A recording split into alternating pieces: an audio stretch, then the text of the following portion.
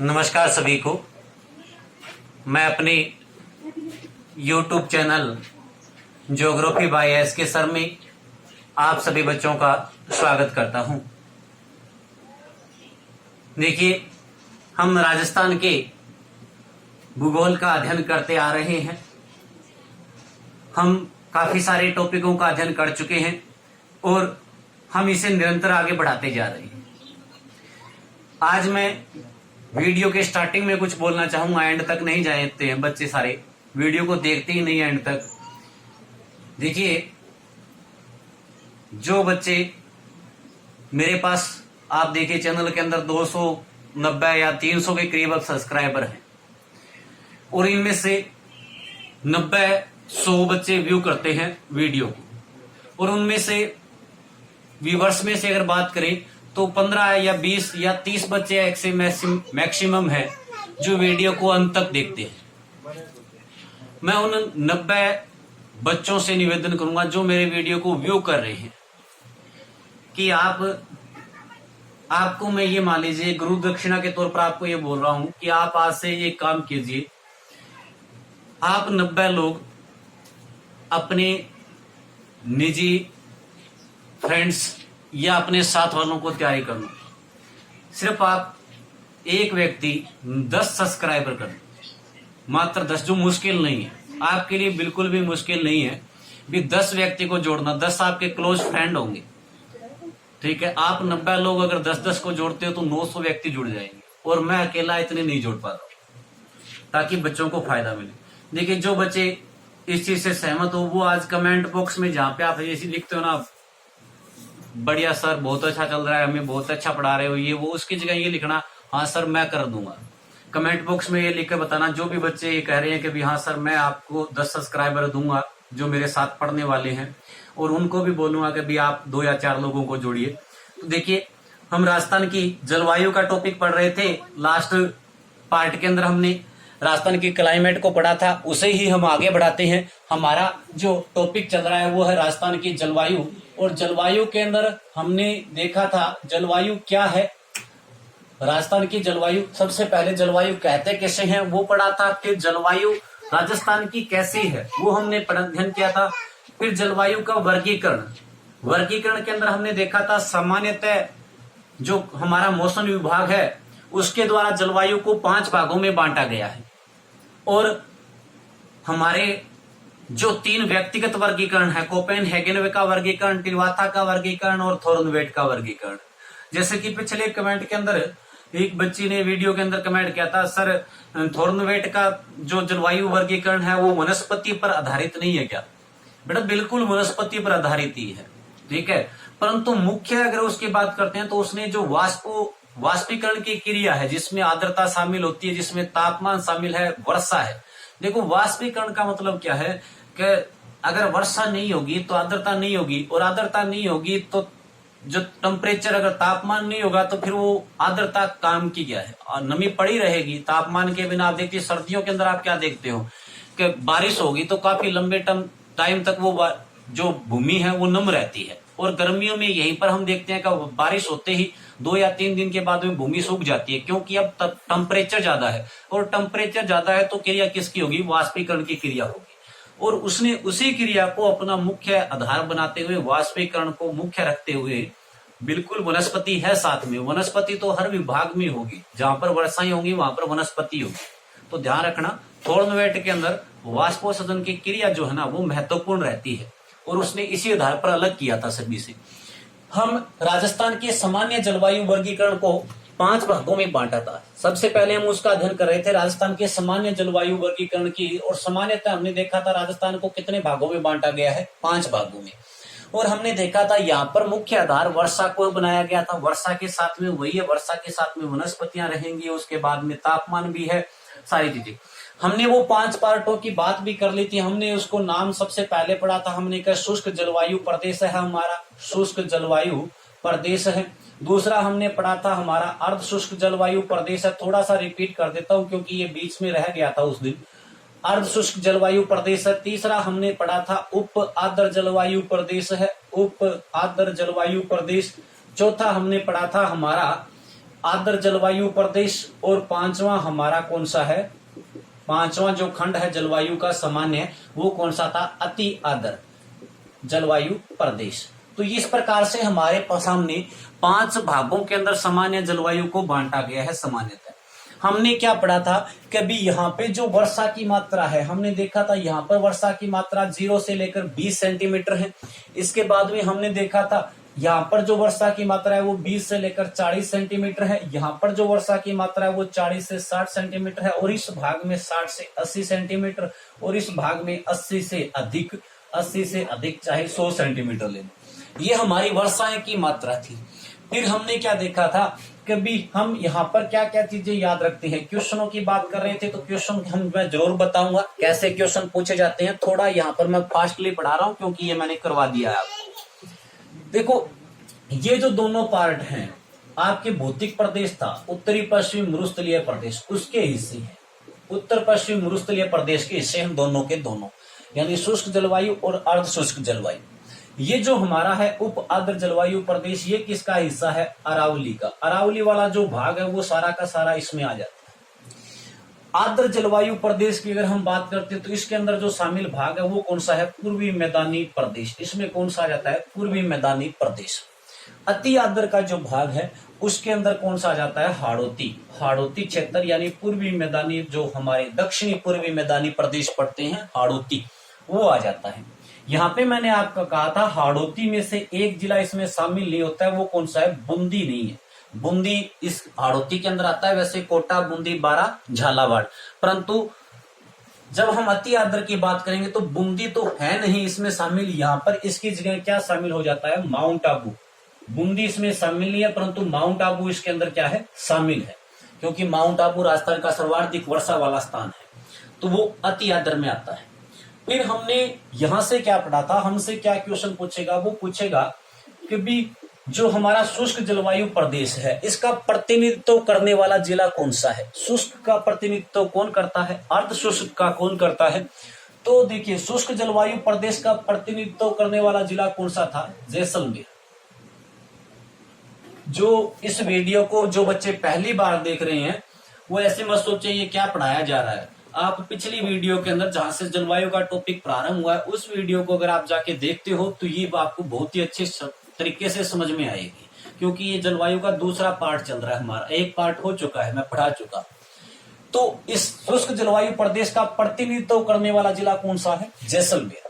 अर्ध शुष्क जलवायु प्रदेश का प्रतिनिधित्व करने वाला जिला कौन सा है, बीकानेर। यहाँ पर प्रतिनिधित्व कौन करता है, बीकानेर जिला। फिर उप आर्द्र जलवायु प्रदेश का प्रतिनिधित्व करने वाले जिले की जब हम बात करते हैं तो इसका प्रतिनिधित्व कौन करता है, जयपुर जिला। ठीक है जी। इसके बाद में अगर हम बात करते हैं आर्द्र जलवायु प्रदेश, तो आर्द्र जलवायु प्रदेश का प्रतिनिधित्व करने वाला जिला कौन सा है, सवाई माधोपुर। इसका प्रतिनिधित्व कौन करता है, सवाई माधोपुर। और अति आर्द्र जलवायु प्रदेश का प्रतिनिधित्व करने वाला जिला कौन सा है, तो अति आर्द्र जलवायु प्रदेश का प्रतिनिधित्व करने वाला जिला कौन सा हो जाएगा आपका, झालावाड़। ये हमारे प्रतिनिधित्व नगर झालावाड़। बहुत ही शानदार क्वेश्चन पूछे जा सकते हैं कि शुष्क जलवायु प्रदेश का प्रतिनिधित्व करने वाला जिला कौन सा है, तो जैसलमेर। अर्ध शुष्क जलवायु प्रदेश का प्रतिनिधित्व कौन करता है, तो बीकानेर। उप आर्द्र जलवायु प्रदेश का प्रतिनिधित्व कौन करता है, तो जयपुर। आर्द्र जलवायु प्रदेश का सवाई माधोपुर और अति आर्द्र का झालावाड़। इसके बाद में हमारा लास्ट कॉन्सेप्ट क्या रहता है, वो हमें इनसे पूछ और क्या क्वेश्चन पूछ सकता है। तो वो हमसे क्या क्वेश्चन पूछ लेगा कि शुष्क जलवायु प्रदेश के अंदर जो ये जलवायु खंड है, शुष्क जलवायु खंड, इसके अंदर कैसी वनस्पतियां राजस्थान में पनपती है। अर्ध शुष्क में कैसी वनस्पतियां हैं, उपाद्र में कैसी है, आर्द्र में कैसी है और अति आर्द्र में, यानी वनस्पतियां पूछी जा सकती है हमसे। तो ध्यान रखना, अगर हम बात करते हैं वनस्पतियों की तो यहाँ पर दिखाई दे रहा होगा, देखिए बोल भी रहा हूं, बाकी दिखाई नहीं दे रहा हो तो दोबारा हम इधर लिख देंगे। तो देखो, हम अगर बात करते हैं शुष्क जलवायु प्रदेश में कैसी वनस्पति पाई जाती है, तो यहाँ पर देखिए जो वनस्पतियां हैं वो कैसी है, मरुद्भिद वनस्पति है। मरुद्भिद वनस्पति जिसे हम कहते हैं जीरोफाइट वनस्पति, कांटेदार वनस्पति। ठीक है, कांटेदार जो वनस्पतियां होती है उन्हें मरुद्भिद वनस्पतियां या जीरोफाइट वनस्पतियां कहते हैं। अब आप ना एक बार सीधे बस नाम याद रखिए, देखिए सर इसमें कौन सी आती है मरुद विद में, जैसे कि सर उदाहरण के तौर पे क्या आएगा, तो जैसे कि हम उदाहरण पे करते हैं ना, तो खेजड़ी वगैरह जो है, हमारे बेरी वगैरह है, इसके अलावा जो कैर देखे होंगे, कैर आक वगैरह, वो इसके अंदर शामिल होते हैं, ठीक है। परंतु वनस्पतियों का जब हम टॉपिक पढ़ेंगे राजस्थान के वन और वनस्पतियां, तब वहां पर आपकी एक एक वनस्पति क्लियर होगी, तो आपको समझ में आ जाएगा कौन सी वनस्पति कहाँ पे होती है। अभी तो आप ये ध्यान रखिए कि शुष्क जलवायु प्रदेश के अंदर कैसी वनस्पतियां पाई जाती है, मरुदभिद वनस्पतियां, या इसकी जगह शब्द क्या प्रयोग कर सकता है, जीरोफाइट वनस्पति, जीरोफाइट वनस्पति, या वो क्या लिख सकता है, कांटेदार वनस्पतियां, कांटेदार वनस्पतियां, ये हमारी एक ही बात। फिर अर्धशुष्क जलवायु प्रदेश के अंदर कैसी वनस्पति है, तो अर्धशुष्क जलवायु प्रदेश के अंदर क्या है, स्टेपी तुल्य वनस्पतियां है। कैसी है, स्टेपी तुल्य वनस्पति, यानी स्टेपी तुल्य वनस्पति कौन सी होती है, तो इसमें आती है घास हमारी, कौन सी होती है, घासें। स्टेपी तुल्य वनस्पतियां जैसे घास, सेवण, दामन, करड़, जो ये लीलन जो घासें हैं, वो इसमें हमारे अर्धशुष्क जलवायु प्रदेश के अंदर है। फिर हम उप आर्द्र जलवायु प्रदेश की बात करते हैं, देखो इसमें क्या आती है, अरावली, और अरावली कैसी है, पर्वतीय। तो यहाँ पर वन कैसे पाए जाते हैं, पर्वतीय वन। अरावली के अंदर कैसे वन होंगे, पर्वतीय वन पाए जाते हैं। अरावली उप आर्द्र जलवायु प्रदेश अरावली का हिस्सा है, तो अरावली में कैसे वन होंगे, पर्वतीय वन। फिर बात करते हैं आर्द्र जलवायु प्रदेश, और आर्द्र जलवायु प्रदेश के अंदर देखिए भाग कौन सा है, पूर्वी मैदानी प्रदेश। भौतिक प्रदेश का टॉपिक मेरा पढ़ाया हुआ है, बहुत सी चीजों का आपको अच्छे से नॉलेज हो तो बड़ा आसानी से याद कर सकते हो। पूर्वी मैदानी प्रदेश में देखो मिट्टियां कैसी पाई जाती है राजस्थान में, जलोढ़ मिट्टी। और जलोढ़ मृदा के बारे में मैंने आपसे ये कहा था कि ये सबसे उपजाऊ मृदा होती है। ये कैसी होती है, सबसे उपजाऊ मृदा। यहाँ पर किसी भी प्रकार की वनस्पति को हम प्राप्त कर सकते हैं, क्योंकि मृदा ही ऐसी है, जलोढ़ मृदा है। यहाँ पर वैसे जो वनस्पतियां पाई जाती है वो कौन सी होती है, संगन पतझड़ वनस्पतियां, संगन वनस्पतियां होती है। और संगन पतझड़ वनस्पति, यहाँ पर पतझड़ वनस्पति, संगन पतझड़ वनस्पति। और अंतिम हमारा कौन सा है, अति आर्द्र जलवायु प्रदेश। इसमें कैसी वनस्पति, तो यहाँ पर देखो सवाना तुल्य वनस्पतियां, कैसी है, सवाना तुल्य वनस्पति पाई जाती है, या हम ये कह सकते हैं सदाबहार वन। यहाँ पर सदाबहार वन पाई जाती है, सवाना तुल्य या सदाबहार वनस्पति। अब देखो हमारे क्वेश्चनों की बात करते हैं। कांस्टेबल पुलिस या सेकंड ग्रेड की बात करें तो पहला ही क्वेश्चन आया था, राजस्थान को सामान्यतः कितने जलवायु खंडों में बांटा गया है, तो आंसर क्या होगा, 5। दूसरा प्रश्न, राजस्थान को सामान्य जलवायु खंड के आधार किस आधार पर बांटा गया है, तो सामान्य जलवायु खंड किस आधार पर रहा, वर्षा के आधार पर राजस्थान के इस भाग का डिवाइडेशन हुआ जलवायु खंड का। फिर तीसरी चीज कि हमें पता हो कि वो 5 जो जलवायु खंड है सामान्यतः जो बांटे गए हैं, वो 5 किन किन नामों से हैं, तो शुष्क, अर्धशुष्क, उपार्द्र, आर्द्र और अति आर्द्र। बड़ा ध्यान से इस टॉपिक को पढ़ लेना, ना तो कोपेनहेगन में फंसोगे, न टिरवाथा में और न थॉर्नवेट में। ये अगर आपने अच्छे से चार्ट याद कर लिया ना, तो वो बड़े आसान नाम याद होंगे। सिर्फ और सिर्फ वहां पर अल्फाबेट आपको याद करनी है, बाकी ये बड़ा कुछ नहीं याद करना आपको इसमें। अब देखिए हमारे लिए शुष्क है तो वर्षा कैसी होगी, 0 से 20 सेंटीमीटर। जैसे जैसे वर्षाएं बढ़ती जाएंगी वैसे वैसे नाम बढ़ते जाएंगे। शुष्क के बाद में थोड़ी सी वर्षा बढ़ी 20 से 40, तो हमने क्या बोल दिया, अर्ध शुष्क हो गया। 40 से 60 यानी ठीक ठाक होगी, तो हमने क्या बोला, उप आर्द्र। 60 से 80 यानी उप आर्द्र, आर्द्रता से अधिक जाने लग गई, यानी आर्द्र 50 सेंटीमीटर से ऊपर वर्षा होने लगी तो आर्द्र में आने लग गई, 60 से 80 सेंटीमीटर। और 80 से 100 यानी 80 से अधिक ही अधिक वर्षा हो तो वो कैसी कहलाएगी, अति आर्द्र। यानी इसी वर्षा के नाम पर जलवायु खंडों के नाम का निर्धारण किया गया। वर्षा 0 से 20 तो शुष्क, 20 से 40 अर्धशुष्क, 40 से 60 उपार्द्र, 60 से 80 आर्द्र और 80 से 100 अति आर्द्र जलवायु। फिर मैंने कहा था कल के दिन आपको लास्ट क्लास के अंदर मैंने जब राजस्थान के नक्शे के अंदर इनको भौतिक इन जलवायु खंडों को आपको बताया था, तब मैंने आपसे कहा था देखिए अगर आपने नक्शा अच्छे से पढ़ा हुआ है तो आप बड़े आसानी से इन जलवायु खंडों को देख सकते हो कौन से जिले किसके अंदर शामिल होते हैं। जिलों की जब हम बात करते हैं तो कौन से जिले किस जलवायु खंड के हिस्से हैं, कई बार बच्चों के इंटरेस्ट पैदा होता है सर इसके अंदर कौन से जिले शामिल होते हैं। तो जिलों के अंदर मैंने आपको बताया था, देखो यहाँ पर जो 25 सेंटीमीटर समवर्षा रेखा, भौतिक प्रदेश का टॉपिक आप जाके ना मैंने पढ़ाया है, स्टार्टिंग की क्लास देख लो, आप पहली और दूसरी क्लास देख लो, 2 पार्ट देख लो, आपके कंप्लीट हो जाएगा। देखो मैंने आपको पढ़ाया था कि यहाँ पर हमारे रास्ता में एक 25 सेंटीमीटर वर्षा रेखा, और 25 सेंटीमीटर जो वर्षा रेखा है वो इस प्रकार से यहाँ पर ये इतना सा भाग, फिर आपको मैंने यहाँ पे देखिएगा 50 सेंटीमीटर वर्षा रेखा यानी अरावली पर्वतमाला को पढ़ाया हुआ है। इस प्रकार से अरावली पर्वतमाला आप पढ़ो, ठीक है। इसके बाद में आप यहाँ पे क्या देखोगे कि यहाँ पे हमारे क्या फैले हुए हैं, पूर्वी मैदानी प्रदेश। ये आपके कौन से आ गए, पूर्वी मैदानी प्रदेश, और ये आपका कौन सा आ गया, दक्षिणी पूर्वी पठारी प्रदेश। अब देखो जिलों की अगर आपने नक्शे अच्छे से पढ़ रखा है तो ये जो भाग है ना, यहाँ पे वर्षा है 0 से 20 सेंटीमीटर। अब आप अपने ये नाम सेट कर लोगे कौन सा प्रदेश कहाँ पे है। 0 से 20 सेंटीमीटर वर्षा है, क्योंकि ये 25 सेंटीमीटर वर्षा रेखा है। यहाँ पे जो वर्षा है वो 20 से 40 है, क्रम से चल जाओ, यहाँ पर 40 से 60, यहाँ पर 60 से 80, यहाँ पर 80 से 100। तो ये लीजिए शुष्क प्रदेश, अर्ध शुष्क प्रदेश, उपाद्र, आद्र और अति आद्र। यानी थोड़ा सा दिमाग लगा के अच्छे से पढ़ा जाए तो एक बार में हम चाहे नक्शे का प्रयोग करें चाहे कैसे भी हम क्लियर कर सकते हैं उन चीजों को। अब सर चलो ये बात तो आपकी सही है, परंतु जिलों को कैसे याद करें, जिलों वाला तो आपने क्लियर नहीं किया। तो जिलों वाली देखो, हमें मुख्य जिले जो होते हैं ना वो याद रखने होते हैं। अब इसमें क्या है, प्रतिनिधित्व नगर, इसलिए मैंने आपको अलग से पढ़ाए हैं, क्योंकि देखिए यहाँ पर आपको क्या पढ़ने को आएगा, इसमें जैसलमेर तो पूर्ण रूप से शामिल है, ठीक है। उसके बाद में बाड़मेर का ऊपरी भाग जो इसमें आ जाता है, जोधपुर का पूर्वी भाग, जोधपुर यहाँ पे रह गया तो जोधपुर का ये कौन सा हो गया, पूर्वी भाग। यहाँ पे बीकानेर, और बीकानेर का ये कौन सा हो गया, दक्षिणी भाग इसमें शामिल। अब देखो यहाँ पे हमारा श्री गंगानगर जिला है, हमारा हनुमानगढ़ जिला है, चूरू है, झुंझुनू है, सीकर है। इसके बाद में जयपुर की बात करते हैं तो जयपुर का कुछ भाग इसमें, इधर आप पर आओगे तो नागौर, नागौर के बाद में यहाँ पर जोधपुर है, जोधपुर, यहाँ पर पाली, जालोर, ये जिले हैं। तो वो सारे जिले किस में आ गए, हमारे किसमें भाग में आ गए, अर्ध शुष्क में, ठीक है जी।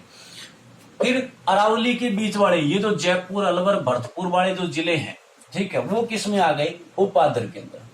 फिर अगर हम बात करते हैं यहाँ पर धौलपुर, सवाईमाधोपुर, टोंक, दौसा, ये जो जिले हैं, भीलवाड़ा, चित्तौड़गढ़, उदयपुर का ऊपरी भाग, राजसमंद, ये जो सारे जिले हैं वो किस में आ गए, आद्र में।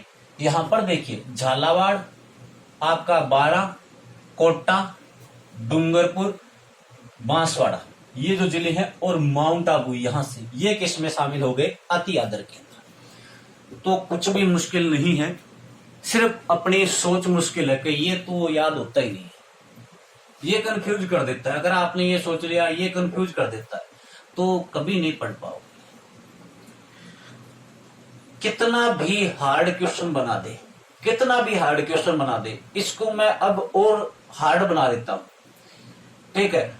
इतना हार्ड कांस्टेबल पुलिस के जो बच्चे पढ़ रहे हैं वहां पर नहीं आता, इतना डीपली नहीं जाता। मैं आज तक कभी इस प्रकार से कभी इतना इसमें रीट वगैरह एग्जामों में गया है। देखो अगर हम बात करते हैं, अब की बार पटवारी जो बीए लेवल पर है, यानी फर्स्ट ग्रेड के एग्जाम के समान की लेवल है, ये मत कहिए पटवारी के एग्जाम में कोई टीचर ये कहता है पटवारी में ये नहीं आता है, इतना डीपली नहीं आता है। क्यों नहीं आता है, पटवारी बीए लेवल पर चली गई, ठीक है। तो वहां पर हार्ड क्वेश्चन बन सकता है। फर्स्ट ग्रेड की भी बात करते हैं आरएस की, वहां पर किस प्रकार से, बस पर्सन तो वही है ना, टॉपिक भी वही है, क्वेश्चन घुमा लेगा अगला ज्यादा से ज्यादा, किस प्रकार से घुमा सकता है वो हमें ध्यान में होना चाहिए। वो हमसे क्या पूछ सकता है, जैसे कि हम बड़े एग्जामों की बात करते हैं ना, तो बड़े एग्जामों में जैसे आरएस के अंदर उसने पूछ लिया तो वहां पर उसने चारों जलवायु खंड साथ में देता है। ये कथन और निष्कर्ष का जो आजकल का जो टाइम चल रहा है, कथन और निष्कर्ष सबसे ज्यादा ध्यान दीजिए, कथन और निष्कर्ष पर।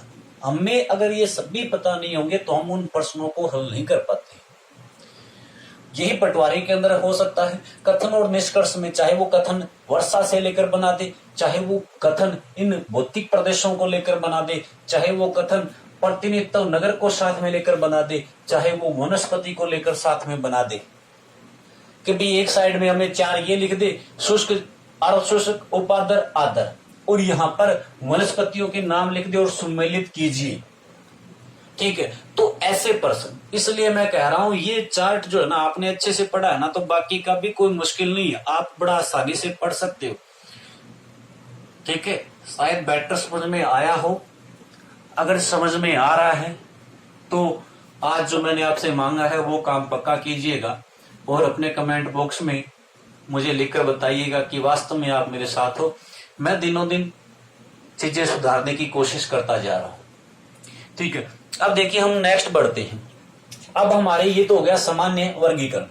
अब हम पढ़ते हैं जो हमारे 3 व्यक्तित्व हैं, कोपेनहेगन का जलवायु वर्गीकरण, हमारे टिर्वाथा का जलवायु वर्गीकरण, और हमारे थॉर्नवेट का जलवायु वर्गीकरण। कुछ भी नहीं है सिवाय अल्फाबेट के। कैसे सर? तो देखो कैसे। सबसे पहले हमारे सामने देखो नाम आता है कोपेनहेगन। वैसे तो आज तक जब भी क्वेश्चन आया तो इसी व्यक्ति से आया है। एग्जामों में चाहे कोई सा भी एग्जाम हो, सबसे ज्यादा क्वेश्चन कोपेनहेगन से पूछे गए हैं जलवायु को लेकर। न टिर्वाथा से इतने क्वेश्चन नहीं आए हैं, न थॉर्नवेट से इतने क्वेश्चन आए हैं। हमें जो क्वेश्चन आते हैं वो किससे आते हैं? हमारे कोपेनहेगन से।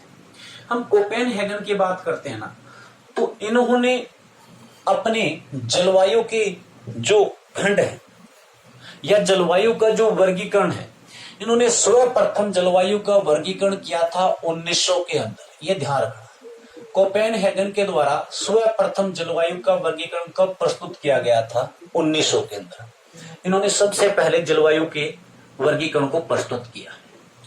फिर क्या हुआ? 1918, 1931, 1936, ये हम बात करते हैं। देखो कुछ बुकों में लिखा होता है कि राजस्थान के बारे में इन्होंने कब वर्गीकरण किया? 1918 में।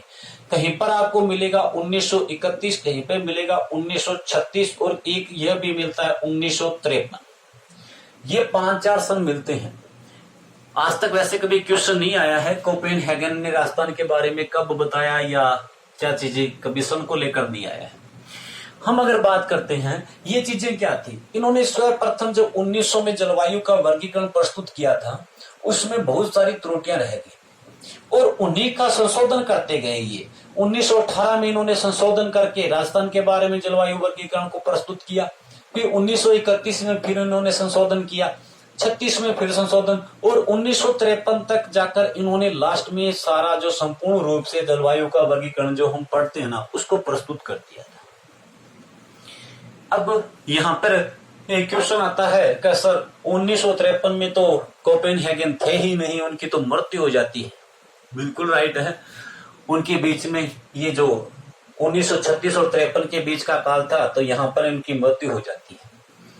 तो इनका जो कि एक शिष्य था जिसका नाम शायद गिगर होल्डे ऐसे नाम था उनका। अब जो उनके शिष्य थे ना, उनकी मृत्यु के बाद में लास्ट जो उनका संशोधन था 1953 के अंदर, ये जो संशोधन था ना वो इनके शिष्य के द्वारा प्रस्तुत किया गया था।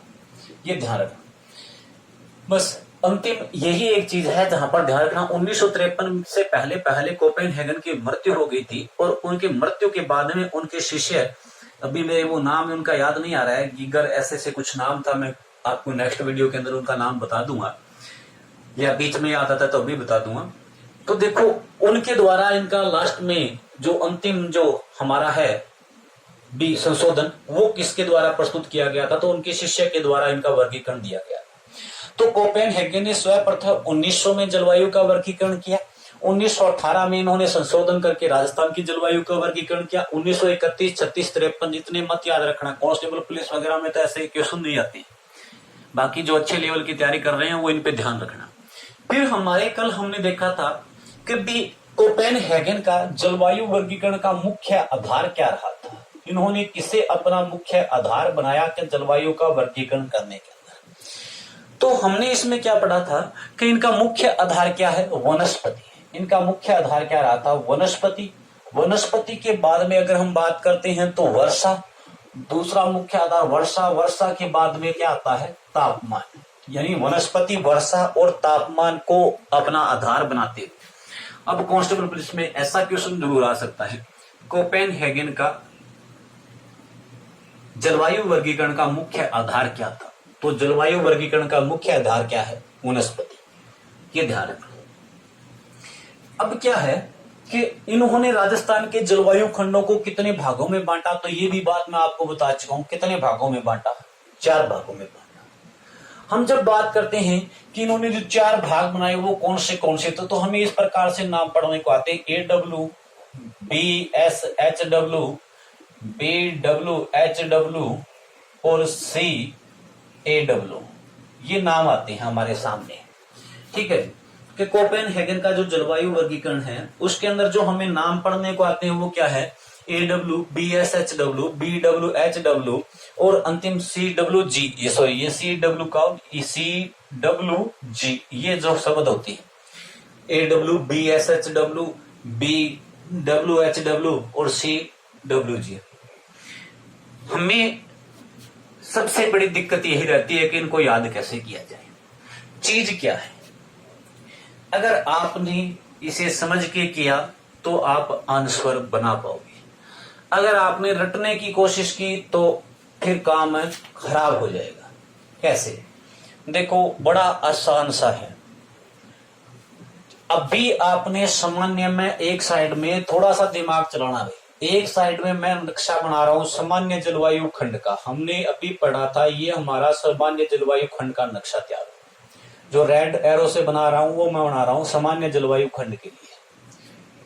ठीक है, अभी हमारा जो मैं दूसरा राजस्थान का नक्शा बना रहा हूं, ये यहां पर ये बना रहा हूं मैं कोपेनहेगन के जलवायु खंडों के लिए। ठीक है, जैसा भी बन जाए। डायग्राम ज्यादा अच्छे नहीं है मेरे। ठीक है, आप समझ जाना बस। ये तो बिल्कुल ही खराब हो गया।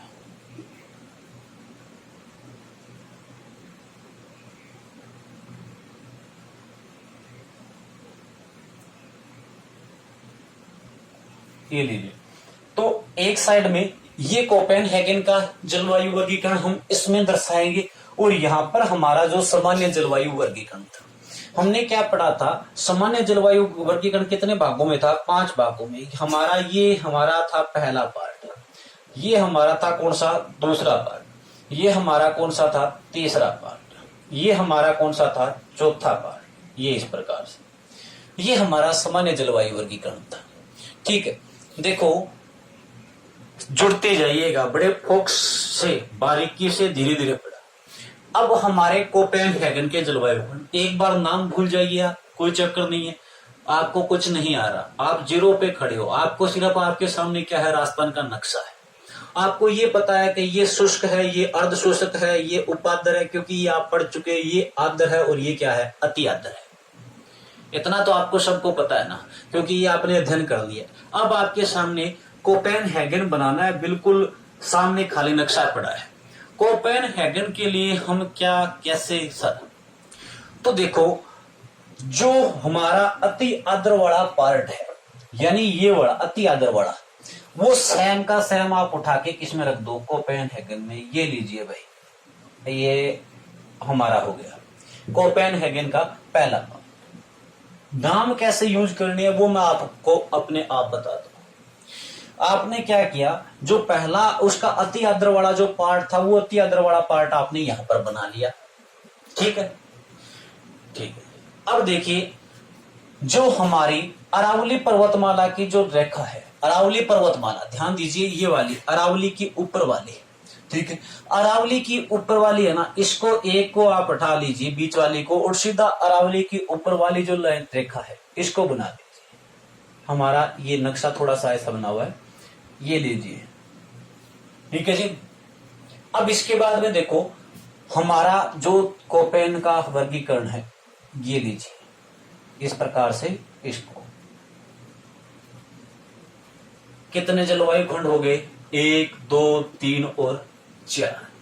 कितने हो गए? 1, 2, 3 और 4। सिर्फ एक चीज गायब की है कोपेन ने, वो क्या कर दी? यहां पे हमने क्या पढ़ा था? यहां पे कितनी लाइनें थी? ये 5, 1, 2, 3, 4, 5। और यहां पर कोपेन ने इसको हटा दिया। इस लाइन को यहां पर कोपेन ने क्या कर दिया? गायब कर दिया। थोड़ा सा अगर आपने ये बनाया तो देखिए सर, इसका क्या मतलब हुआ? कहां पे काम में आएंगे? ये क्या करवा रहे हो आप हमें? चीज क्या है ये? क्यों पढ़ा रहे हो? ठीक है, अभी सारे क्वेश्चन बड़े आसानी से। नाम तो आपको लास्ट में सेट करने हैं और वो मैं ऐसे बता दूंगा कि आपको अपने आप सेट हो जाएंगे। अब देखो, याद कीजिए इस पार्ट में वर्षा कितनी थी, 10 से 20। कितनी थी? 10 से कितनी थी? 20। ये लीजिए 10 से 20 सेंटीमीटर वर्षा यहाँ पे हमने पढ़ी थी ना अभी। अरे कितनी वर्षा थी? 10 से 20 सेंटीमीटर थी ना, तो ये वर्षा यहाँ पे ऐड कर लो। यहाँ पे कितनी वर्षा थी? 20 से 40 सेंटीमीटर थी ना, 20 से 40, तो ये लीजिए भाई 20 से 40। ठीक है, यहाँ पे कितनी थी? 40 से 60। यहाँ पे कितनी थी? 60 से 80। अब ये वाली है नहीं तो हम क्या कह देंगे सीधी, 40 से लेकर 80। या कुछ बुकों में यहाँ पे क्या होता है 50 से 70 या इस प्रकार से लिखा होता है। क्योंकि थोड़ा ध्यान दीजिए, कोपेनहेगन ने वनस्पति तो ली है, साथ में क्या ली थी? वर्षा। मैं पहले वर्षा पढ़ा रहा हूं तो वर्षा के आंकड़े आपसे पूछे जा सकते हैं। कोपेनहेगन के अनुसार किस जलवायु खंड में कितनी वर्षा है। ठीक है, तापमान भी आपको पढ़ना पड़ेगा, किसमें कितना तापमान है, इसमें कितना, इसमें कितना, इसमें कितना तापमान है। क्योंकि 3 चीजें आपको याद रखनी है, वनस्पति, वर्षा और तापमान, क्योंकि इसने आधार बनाया इस चीजों को भाई। वो हमसे क्वेश्चन का एग्जामिनर डाल सकता है इसमें। अब देखो यहाँ पर हमने कितनी वर्षा पढ़ी थी? 80 से 100 सेंटीमीटर। तो ये लीजिए यहाँ पर कितनी वर्षा हो गई? 80 से 100 सेंटीमीटर। कोई दिक्कत? सेम ही चीज है ना, कोई प्रॉब्लम नहीं है। तो अब देखो दूसरी चीज, अब हमारे लिए यहाँ पर कैसी वनस्पति थी भाई? मरुद्भिद वनस्पति। कैसी थी? मरुद्भिद, कांटेदार वनस्पति, यही थी ना। तो यहाँ पर भी फिर कैसी होगी? मरुद्भिद वनस्पति। कैसियां होंगी? मरुद्भिद, वही कांटेदार वनस्पति होगी ना। यहाँ पर देखो कौन सी वनस्पति थी सामान्य वर्गीकरण के अंदर? किस प्रकार की वनस्पति थी? पढ़ी थी हमने, स्टेपी तुल्य वनस्पतियां। याद कीजिए, इसलिए मैंने वहां पे कहा था वो पार्ट आप याद कर लीजिए, ये वाले सारे कंप्लीट हो जाएंगे। यहाँ पर कैसी वनस्पति? स्टेपी तुल्य। तो ये लीजिए यहाँ पर फिर कौन सी होगी? स्टेपी तुल्य वनस्पति। अब देखो यहाँ पर वनस्पतियां कैसी थी? पर्वतीय वन। यहाँ पे कैसे थे? यहाँ पर कैसे थे? अरे मिश्रित, क्योंकि सारे प्रकार की वनस्पति उग सकती है। यहाँ पर पूर्वी मैदानी प्रदेश है, यहाँ पर सभी प्रकार की वनस्पतियां हो सकती है। ये पढ़ा था ना हमने, सभी प्रकार की वनस्पति हो सकती है। तो ठीक है, हमें क्या लेना? मिश्रित। अब हमें तो ये बीच वाली लाइन गायब है, तो हम यहाँ पे क्या लिख देंगे? यहाँ पर क्या? मिश्रित पर्वतीय या पतझड़ वन। मिश्रित पर्वतीय या पतझड़ वन। ये लीजिए यहाँ पर कैसी वनस्पति है? मिश्रित पर्वतीय या पतझड़ वन। और यहाँ पर हमने कैसी वनस्पति पढ़ी थी? 80 से 100 वाली में हमने पढ़ी थी सवाना या फिर हमने पढ़ी थी सदाबहार वन। तो ये लीजिए यहाँ पर कैसी वनस्पति है? सवाना तुल्य या सदाबहार वन। कोई दिक्कत? यानी सेम चीजें यहाँ से उठाकर यहाँ पे रखनी है। और क्यों रटते आ रहे हो आप वहां से? यहाँ पे हमने क्या चीज नहीं पढ़ी थी? तापमान